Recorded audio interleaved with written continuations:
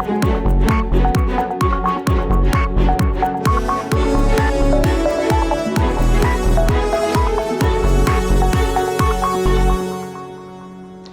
में आपको खुशामदीद कहते हैं। मैं असदुल्ला खान हूँ। इस वक्त मौजूदा सियासी सूरत हाल के तनाजुर में बहुत से सवालात ज़ुबान ज़द आम हैं, लोगों के जहनों में हैं, जिनका जवाब वो ढूंढने की कोशिश करते रहते हैं।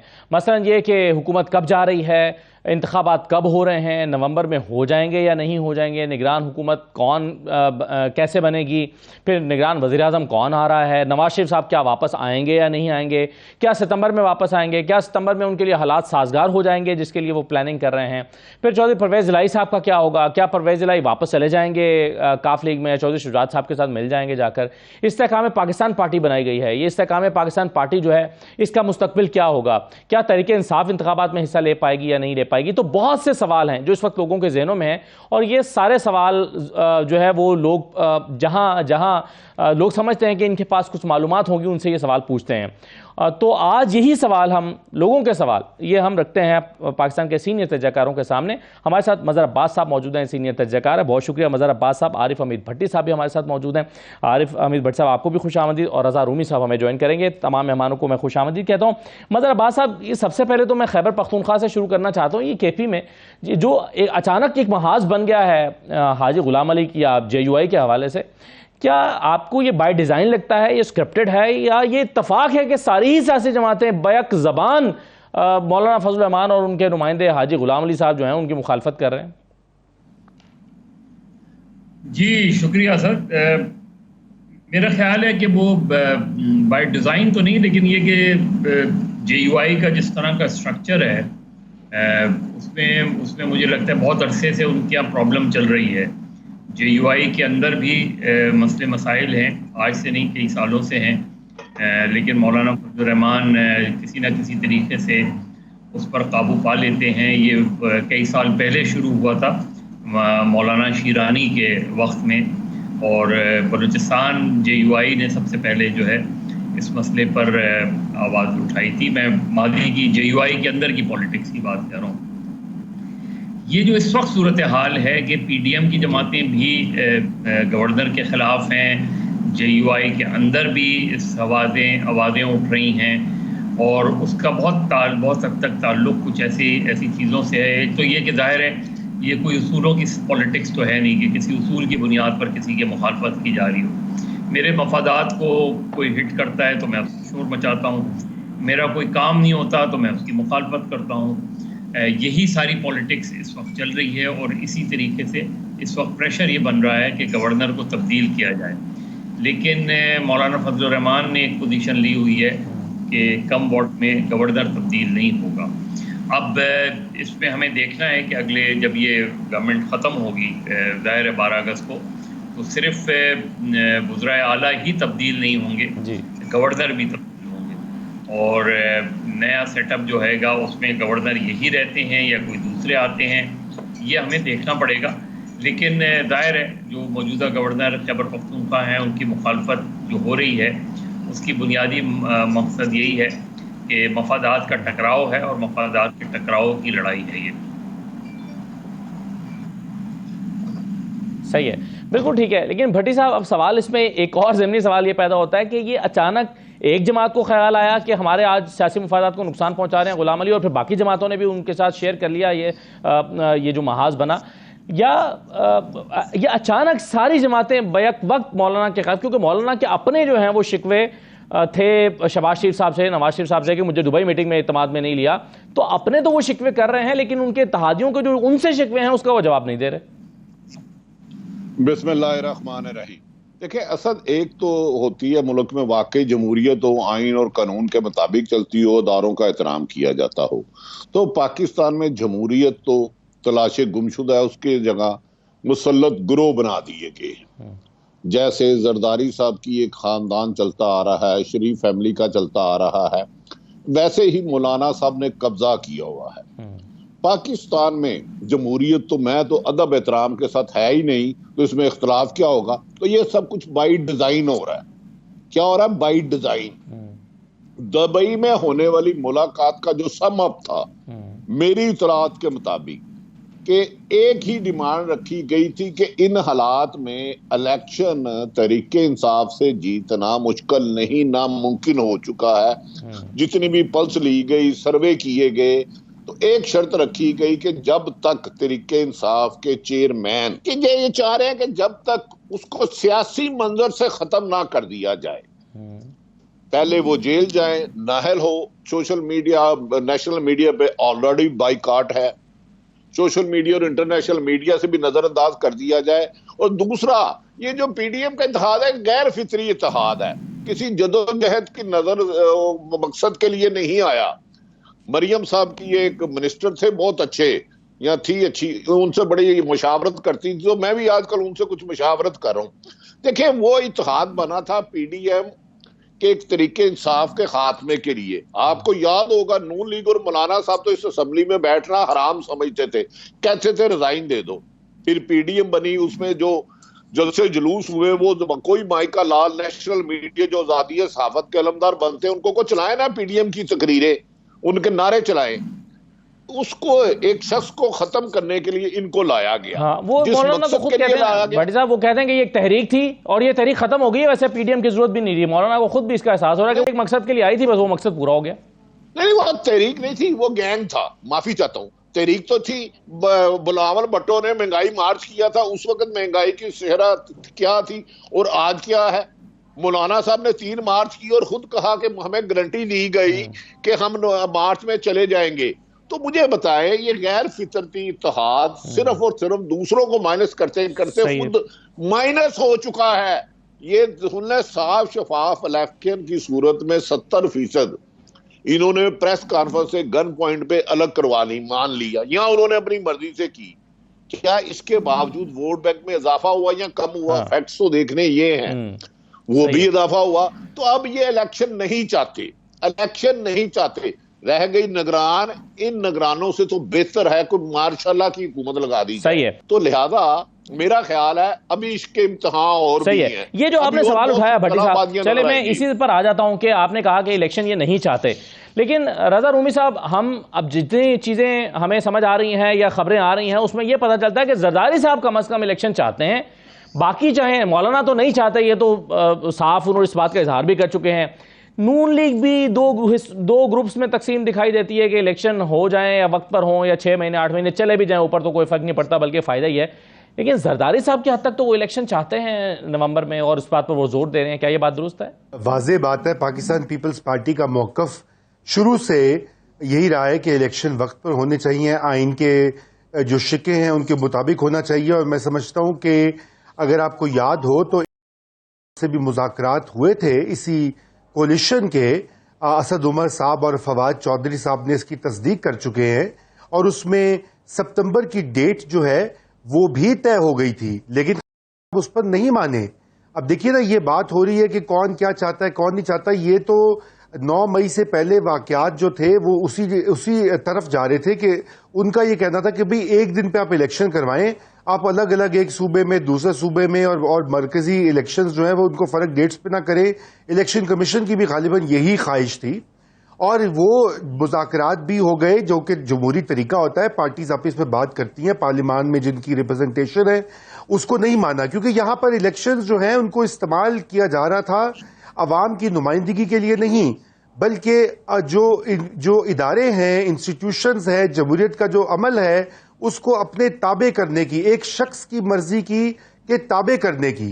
यानी कि उनका जब दिल चाहे तो वो एक असेंबली तोड़ दें पंजाब की, बगैर उनके नुमाइंदों से पूछे हुए, बगैर अपनी पार्टी की कंसेंसस बिल्ड किए हुए, जब चाहा दूसरी असेंबली तोड़ दी, और पहले पार्लियामेंट से उठ गए 151 एमएनएज एक पार्टी के हों, और वो अगर फर्ज कीजिए कि तरीके अदम एतमाद में अपनी वजीर आजम की नशिस्त खो दे, तो क्या वो असेंबली छोड़ देती है?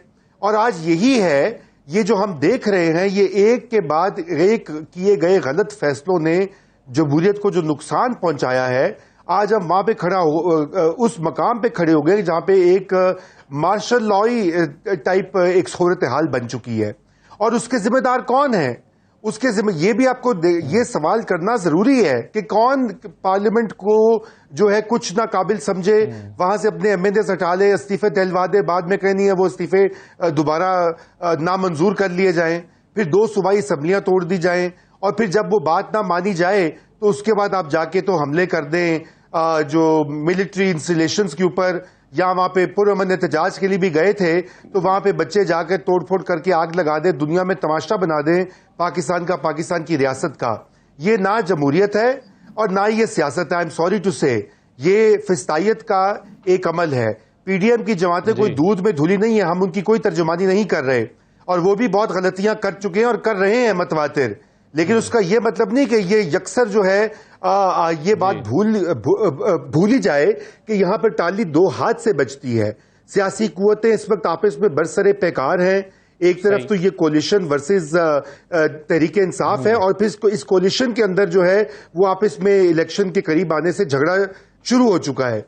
लेकिन क्या इससे लोगों का कुछ फायदा हो रहा है? ये तो सिर्फ पावर पॉलिटिक्स में, म्यूजिकल चेयर्स में शतरंज के मोरे बनाने और गिराने का नाम है। ये इसमें किसी किस्म की कोई जमहूरियत का इसको नाम देना जो है वो ज्यादती होगी। जी बिल्कुल सही है सर। मजहर अब्बास साहब, अब ये जो अभी 3-4 गलतियों का वैसे तो रज़ा रूमी साहब जिक्र कर रहे थे, लेकिन अब वो वक्त आ नहीं पहुंचा है जिस वक्त के लिए उस वक्त पीडीएम की जो मुज़ाकराती टीम थी वो ये कह रही थी कि मुज़ाकरात करें तो इस पर इलेक्शन करा दें। उस वक्त पीटीआई अगर मान जाती तो क्या ये दिन नहीं देखना पड़ता? यानी पीटीआई की गलतियों में से गलती ये थी, 9 मई ये गलती है, फिर उससे पहले कि मुज़ाकराती अमल से बाहर निकल आना ये पीटीआई की गलती थी, और असम्बलियां तोड़ देना पीटीआई की गलती थी। इनमें से कौन सी ऐसी गलती ना किया होता तो आज तहरीक इंसाफ की तारीख पे मुख्तलिफ होती और पाकिस्तान की तारीख पे मुख्तलिफ होती? देखिए, पाकिस्तान की तारीख तो खैर वैसी ही रहती, लेकिन बाकी जो तारीख है दोनों तरफ देखें। एक सिनेरियो ये है कि पीटीआई ने क्या गलतियां की, पीटीआई के चेयरमैन ने क्या गलतियां की, कुछ की रज़ा रूमी ने निशानदेही की, वो बिल्कुल दुरुस्त है कि आप अपनी ही फील्ड दूसरे को, अपना ही स्पेस दूसरे को नहीं देते। और जो खैबर पख्तूनख्वा और पंजाब असम्बली वाला फैसला है वो तो सुसाइडल मिशन था, और उस सुसाइडल मिशन में आज देखें चौधरी परवेज़ इलाही जेलों में पड़े हैं, सबसे ज़्यादा तकलीफ़ें पीटीआई को भुगतनी पड़ रही हैं।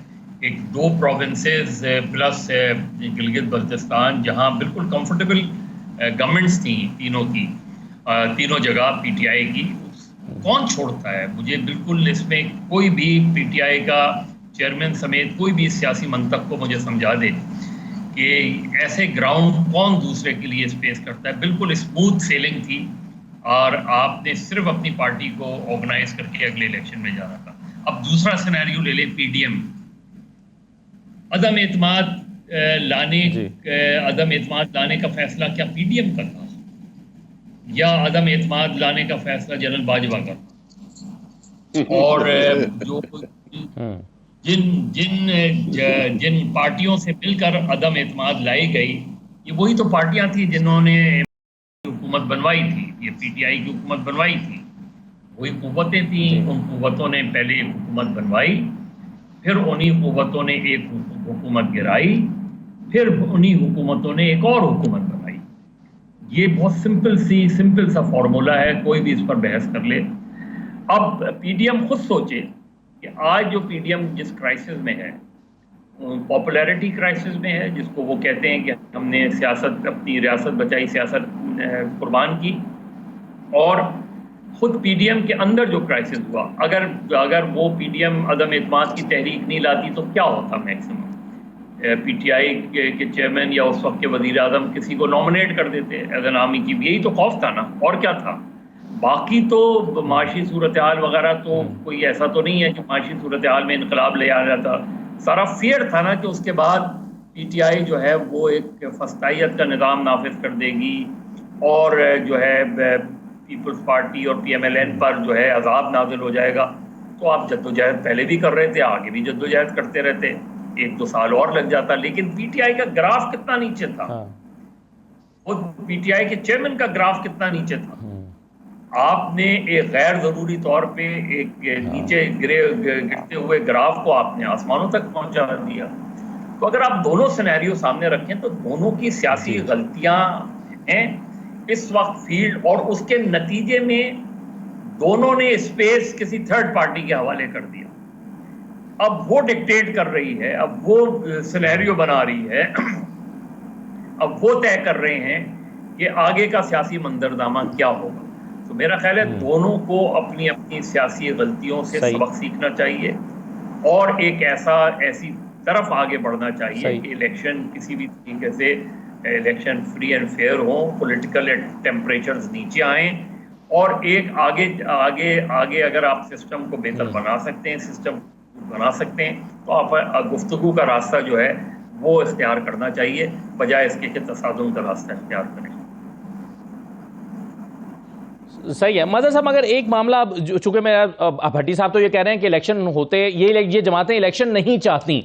अच्छा, अब उसमें आज प्राइम मिनिस्टर साहब ने ये कहा कि हम वक्त से पहले घर चले जाएंगे, बल्कि मैं आपको मुख्तसर सा उनका शॉर्ट सुनवा भी देता हूं। कल खबरें ये रिपोर्ट हो रही थी कि जरदारी साहब की मीटिंग के साथ कि जी 12 और 13 की रात आईनी मुद्दत जो है ये मुकम्मल करेगी। इसका मतलब ये लग रहा था कि शायद 4 दिन में इलेक्शन होंगे, लेकिन आज उन खबरों की शायद तरदीद एक तरह से उन्होंने जारी किया। उन्होंने कहा कि नहीं, हम तो वक्त से पहले जाएंगे, फिर इसका मतलब है कि 90 दिन में होंगे। चलिए मैं एक ब्रेक ले लेता हूँ, ब्रेक का वक्त है, फिर ब्रेक से वापस आकर इस पर हम बात करते हैं। और फिर ये भी कि जो माहौल बन रहा है इलेक्शन का माहौल, या चलिए हुकूमत जाएगी, इंटरम सेटअप आएगा, इलेक्शन 2 महीने में हो या 3 में हो, उसका उस सिनेरियो में कौन कहाँ खड़ा है। इस्तेहकाम पाकिस्तान पार्टी कहाँ खड़ी है, खुद नून लीग कहाँ खड़ी है, और मौलाना फजलुर रहमान की काफ़ी मुखालफत पैदा हो रही है JUI में, उसमें खैबर पख्तूनख्वा में, तो वहाँ क्या होगा। ब्रेक लेकर वापस आते हैं।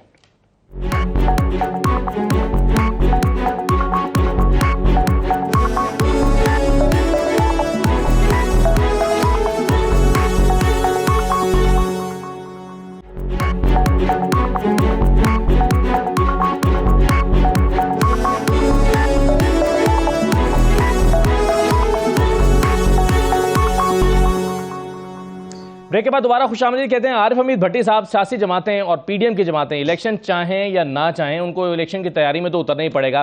पंजाब में इस वक्त क्या चल रहा है?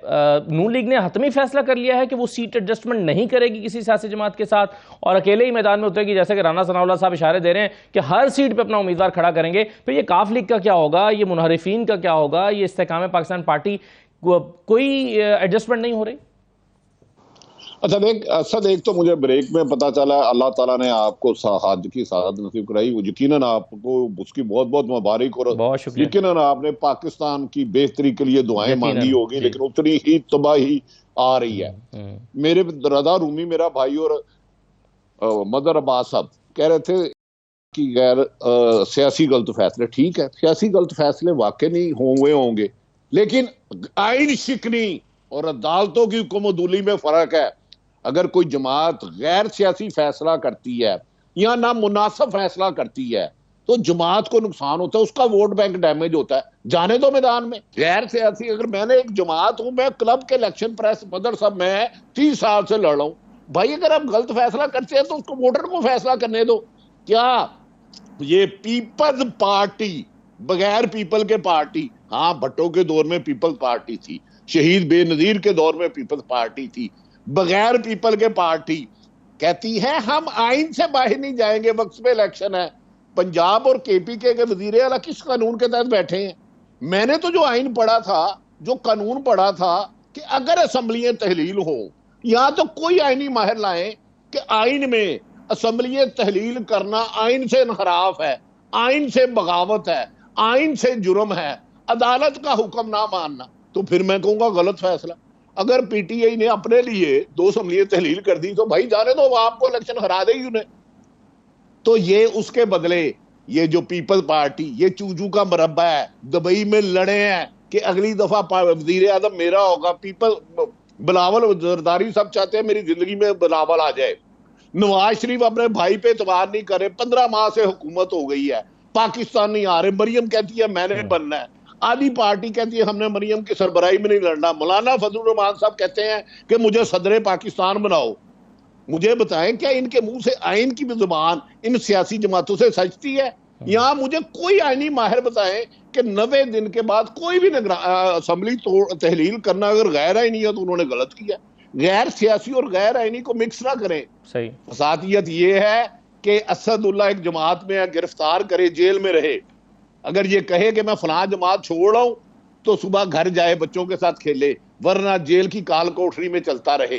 ये डिक्टेटरशिप से बदतरीन है। जियाउल हक का दौर मैंने नहीं देखा, मुशर्रफ का दौर मैंने देखा है। सही है। मदर अब्बास अब सेक्रेटरी जनरल थे, 90 दिन जुलूस निकाला, मुशर्रफ ने इससे 10% भी सख्ती नहीं की। यार कमाल है। मुझे बताएं ना, क्या असम्बलियां तहलील करना गलत है? अब इनका हक है ना, ये 4 दिन 2 दिन पहले क्यों असम्बलियां तोड़ने चाह रहे हैं? 60 दिन की बजाय 90 दिन मिल जाएंगे, यह हक है इनका। मैं तो इसको गैर आईनी नहीं कहूंगा, लेकिन याद रखें, जुल्म को, जालिम को और मजलूम को एक सफ में ना खड़ा करे। शहीद अरशद शरीफ के बच्चों के घर जरूर जाइएगा, असद मेरा भाई जी। इमरान रियाज के घर जरूर जाइएगा।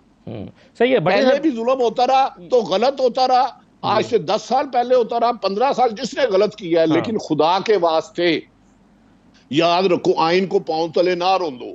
सही है। ये बड़ा इंपॉर्टेंट, वैसे आपने जो नुक्ता उठाया ना भट्टी साहब, आपने कहा कि गैर सियासी और गैर आईनी में फ़र्क है। तो रज़ा रूमी साहब, जो आप डिबेट कर रहे थे, ये तहरीक इंसाफ का फैसला गैर सियासी हो सकता है, असम्बलियों से बाहर आने का या 2 असम्बलियां तोड़ देने का।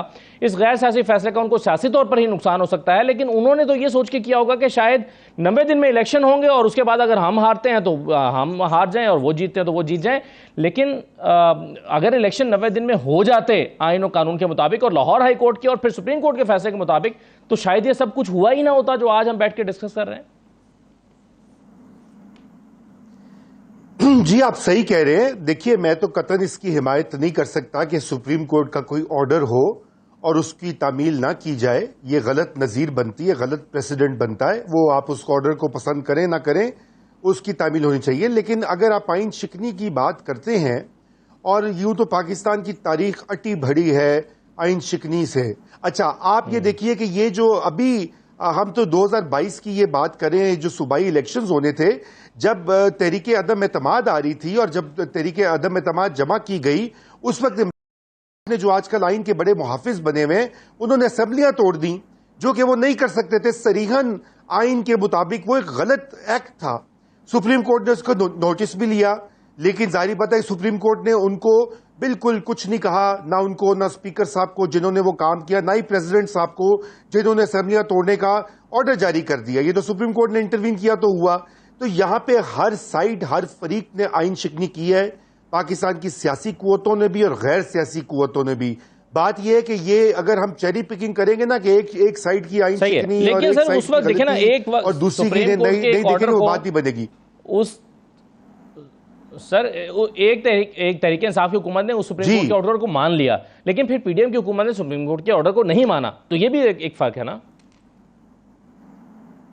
देखिए, बात यह कि क्या सुप्रीम कोर्ट ऑफ पाकिस्तान को इख्तियार है कि वो आइन का आर्टिकल जो है उसी को खुद से असर नौ तहरीर कर दे। आर्टिकल 63 जो है उसकी सुप्रीम कोर्ट ने ऐसी तशरीह बनाई कि खुद ही अपने पहले किए गए फैसलों की नफी कर दी और उसकी एक अपने से वो कहानी बना दी। ये सुप्रीम कोर्ट के जज साहिबान अपने मुख्तलिफ नोट्स में लिख चुके हैं। ये बात मैं नहीं कह रहा, ये मेरा जाती ख्याल नहीं है। जस्टिस अतर मिनल्ला ने कहा कि ये असम्बलियां, ये सवाल उठना चाहिए कि ये असम्बलियां जो तोड़ी गई खैबर पख्तूनख्वा और पंजाब की, क्या ये फैसला अच्छी नीयत के साथ था या बद नियती के लिए था या सियासी फैसला था? क्योंकि असेंबली जो होती है वो अवाम की नुमाइंदगी का हक होता है आइन में। नहीं, मैं कुछ बात करना चाहूंगा नहायत एहतराम से। जी भट्टी साहब ऐड करना चाह रहे हैं। मदर साहब से अदब नहीं, जस्टिस असद मिनल्ला साहब कैसे कह सकते हैं आइन की तशरीह करना है, वो कह दें कि गलत है। यहाँ वो इख्तियारात ले ले किसी भी अक्सरियत पार्टी से, भाई आप रदाई नहीं दे सकती, आइन में अमेंडमेंट कर लें, 100 दफा कर लें। मां डिक्टेटरशिप के तो रजा रूमी ने ठीक है, चाहे जियाउल हक हो, मुशर्रफ हो, उसे तो साफी पसंद कर ही नहीं सकता, वो तो साफी अपने लिए गाली समझता है। वो तो अगर कोई गलत करे तो चलो ठीक है, उनके खिलाफ आवाज है। सही है भट्टी साहब की आवाज चली गई है, लेकिन ये जस्टिस वैसे भट्टी साहब, जस्टिस अतर मिन्नाल्लाह साहब की अदालत, जब वो चीफ जस्टिस थे, उनके सामने जब तहरीक इंसाफ के MNAs के इस्तीफे का मामला आया था और कहा था कि जी 9 कबूल हो गए, बाकी क्यों कबूल नहीं हो रहे, तो उस पर अतर मिन्नाल्लाह साहब ने कहा था कि ये स्पीकर का इख्तियार है और मैं स्पीकर के इख्तियारात में इंटरवीन नहीं कर सकता। तो बैसर अली जफर साहब की बहुत बहस हुई थी वहां पर। तो यहां भी ये मामला जो है वो स्पीकर ने असम्बलियां तोड़ी और या स्पीकर साहब ने जो फैसला किया उसमें वो समझते हैं अतर मिन्नाल्लाह साहब की ये जो है वो देखना चाहिए। असद भाई, मैं आपसे एक जो आपने बड़ा अच्छा नुक्ता उठाया है स्पीकर के इख्तियारात का। इसी तरह इलेक्शन कमीशन एक आजाद और खुद मुख्तार इदारा है। सुप्रीम कोर्ट उसके इख्तियारात खुद सलब नहीं कर सकती, ना ही वो एग्जीक्यूटिव के इख्तियारात कर सकती है और ना ही एग्जीक्यूटिव या पार्लियामेंट सुप्रीम कोर्ट के इख्तियारात जो है अप्रोप्रिएट कर सकते हैं। ये आइन की स्कीम है, इसके साथ भी खिलवाड़ किया गया है। यहां तो ऐसा काम हुआ है कि सुप्रीम कोर्ट जो है कभी डैम बना रही है। बिल्कुल सही है सर, ये तो हमारे यहाँ बहुत इसमें डिबेट होती है कि अपने दायरे कार में रहकर हर इदारे को काम करना चाहिए। जी जी जी बिल्कुल जी। मैं मजहर साहब की तरफ आना चाह रहा था। मजहर साहब, जी मजहर साहब, ये बताइए कि अब नवाज शरीफ का भी जिक्र हो रहा था, नवाज शरीफ साहब को क्या सही लग रहा है कि सितंबर में अगर वो आते हैं तो उनके लिए कुछ सहूलत पैदा हो जाएगी या उनके लिए कानूनी और आईनी रास्ते थोड़ा बेहतर तरीके से खुल जाएंगे? देखिए, मियाँ साहब की तो पॉलिटिक्स मेरी समझ में नहीं आती। वो जब भी क्राइसिस होता है मुल्क से बाहर चले जाते हैं और अपने लिए जब भी उनको सहूलत होती है मुल्क में आ जाते हैं। 2000 में जब उनकी ज़रूरत थी कि वो मुल्क में रह के पार्टी चलाते, पार्टी की जनरल मुशर्रफ के ख़िलाफ़ जद्दोजहद करते, तो वो जनरल मुशर्रफ से दस्तखत करवा के उसको दस्तखत करके 10 साल के लिए चले गए। यही काम उन्होंने पीटीआई के दौर में किया। आप ऐसी सीरियस सूरत हाल थी कि खुदा न खास्ता ऐसा लग रहा था जैसे पता नहीं क्या सिचुएशन हो गई है। आप गए, आप इलाज कराते, इलाज करा के वापस आ जाते, भले आपको जेल जाना पड़ता। 3-3.5 साल आप वहाँ रहे हैं ये, और अपनी गवर्नमेंट के दौर में वापस नहीं आए, यानी पिछले 15 महीने में वो वापस नहीं आए। और जब शहबाज शरीफ वज़ीर आज़म नहीं रहेंगे, निगरां वज़ीर आज़म होंगे, वो आते नहीं आते वो एक अलग सवाल है। लेकिन ये तो तय है ना कि शहबाज शरीफ की गवर्नमेंट में मियाँ नवाज शरीफ पाकिस्तान वापस नहीं आए। देखिए, जो आरिफ अमीन भट्टी साहब बात कह रहे थे, मैंने तो कभी भी नहीं कहा कि ये कोई गैर आईनी फैसला था। मैंने तो उसे गैर सियासी फैसला कहा। वो खुद एडमिट करते हैं, उनकी पार्टी एडमिट करती है कि गलत फैसला था हमारा, इसलिए कि आप कौन छोड़ता है अपनी विकेट और क्यों छोड़े और किस लिए छोड़े। आपके लिए एक सामने एक इलेक्शन नजर आ रहा है, मुल्क में आम इंतखाबात का नजर आ रहा है कि अक्टूबर में इलेक्शन होने ही होने हैं।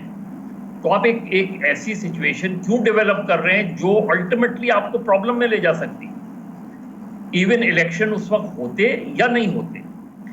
आप एक ऐसी सिचुएशन क्यों क्रिएट कर रहे हैं जब आपको पता है कि 6 महीने बाद इलेक्शन हो जाने हैं। तो मैं तो उसको एक एपॉलिटिकल डिसीजन जिससे पार्टी को नुकसान हुआ, उसमें देखिए सिर्फ किसी शख्स की पॉपुलैरिटी मैटर नहीं करती। पार्टी को जो क्राइसिस फेस करना पड़ा, पार्टी को पिछले 15 महीने में जो क्राइसिस फेस करना पड़ा, आपने एक लॉन्ग मार्च किया, उसके बाद आपने खुद कहा, मैं किसी और की बात नहीं कर रहा, कोट अनकोट, कि वो लॉन्ग मार्च हमारी गलती थी, हमारी तैयारी नहीं थी। फिर आपने एक और लॉन्ग मार्च किया, वो पिंडी में किया, पिंडी तक किया जी। फिर आपने, इसलिए अगर आप असिस्ट करें, उस वजह से कह रहा था पीडीएम का तो मैं पहले दिन से कह रहा हूं कि वोट ऑफ नो कॉन्फिडेंस मेरे लिहाज से बहुत डिजास्टर्स डिसीजन। वो अपनी जस्टिफिकेशन दे सकते हैं, गैर सियासी फैसला था जी, सही, गैर सियासी फैसला, नुकसान हुआ ना। पीडीएम मार्च 2022 में कहाँ खड़ी थी और आज 2023 में कहाँ खड़ी है पीडीएम, खुद ही असेस कर ले, मैं तो नहीं कह रहा। और उसके बदले में पीटीआई जब कहाँ खड़ी थी और पीटीआई आज कहाँ खड़ी है। ये पॉलिटिकल डिसीजंस तो ऐसे, पॉलिटिकल एनालिसिस तो ऐसे ही होता है। एक छोटा सा, मज़हर साहब एक छोटा सा ब्रेक लेकर मैं वापस आता हूँ। फिर 2-3 चीज़ें ज़रा, हम अभी जो सीट एडजस्टमेंट की बात कर रहा था, पंजाब में सूरत हाल बन क्या रही है? क्योंकि सब कह रहे हैं कि हमारा वज़ीर आज़म होगा, पीपल्स पार्टी और PMLN के अंदर भी एक दौड़ है। फिर चौधरी परवेज़ इलाही साहब क्या काफ लीग में वापस आएंगे, और काफ लीग जो है उसका क्या, यानी पावर शेयरिंग फॉर्मूला बन पा रहा है या नहीं बन पा रहा? ब्रेक के बाद वापस आते हैं।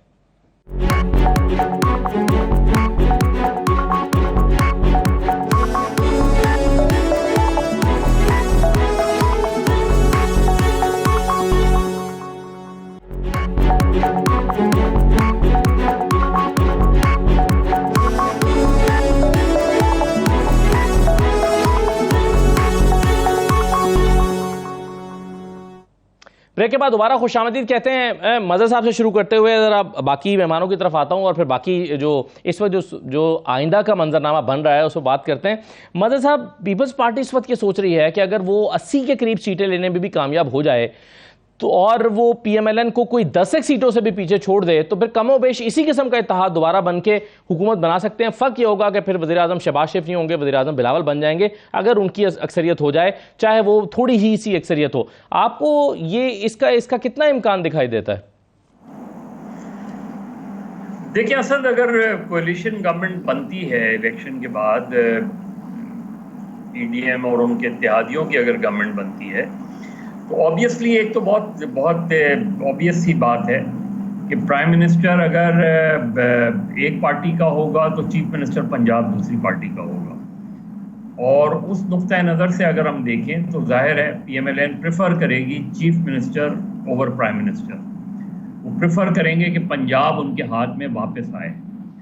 लेकिन ये सारी चीज़ें जो हैं ये लिंक्ड हैं कि इलेक्शन कैसे होते हैं, किस तरह होते हैं, PTI को कितना स्पेस मिलता है इलेक्शन में, और PTI किस पोजीशन में आती है इलेक्शन के अंदर, PTI के चेयरमैन उस इलेक्शन का हिस्सा होते हैं नहीं होते हैं।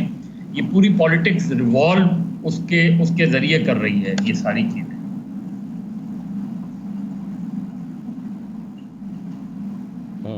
सही है। तो भट्टी साहब, एक तो पीपल्स पार्टी की स्ट्रैटेजी पर ज़रा कमेंट कीजिएगा।